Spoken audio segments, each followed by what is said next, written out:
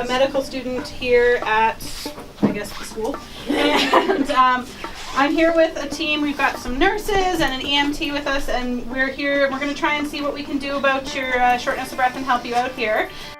This is the control center, I guess. So we have a number of different scenarios that we can use, and it gives a little bit of a background information about the scenarios, how they progress through the different stages, and the expectation of the students going through of some things that they should do.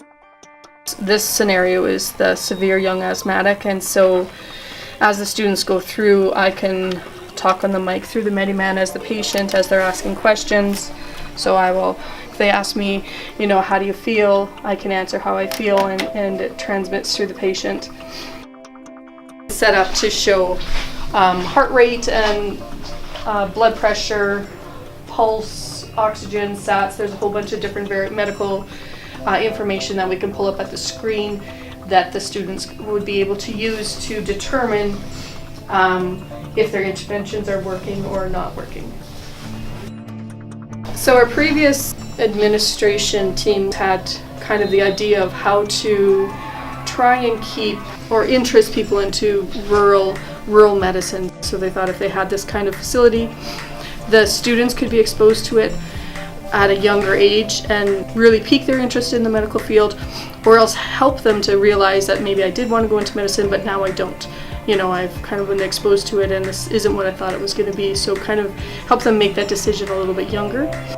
The focus of the project was to be able to have this medical simulator at the school for the students to use, but also for the community, and for the Medi-Man to be able to be used within the community with the EMS and the nurses and the doctors, just to have a little bit more training that perhaps they would be able to have a little more access to if they were in a larger center.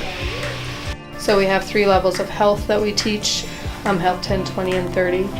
We use the Medi-Man mostly for the health 10, which we just use basically for vital signs, teaching the students how to check for the different pulse points. So it's kind of interesting for the students to be able to come in and check the pulses in different areas. And then I'm also able to turn the pulses off, so then they could say, okay, if I don't have a pulse in the foot, what could that mean? Especially with some kind of injury, right? That there's an artery is blocked or severed or something like that. So that's good for the students, just to kind of get a feel for, like it's just a super small taste of what the medical field would be like, but it just kind of exposes them to it a little bit.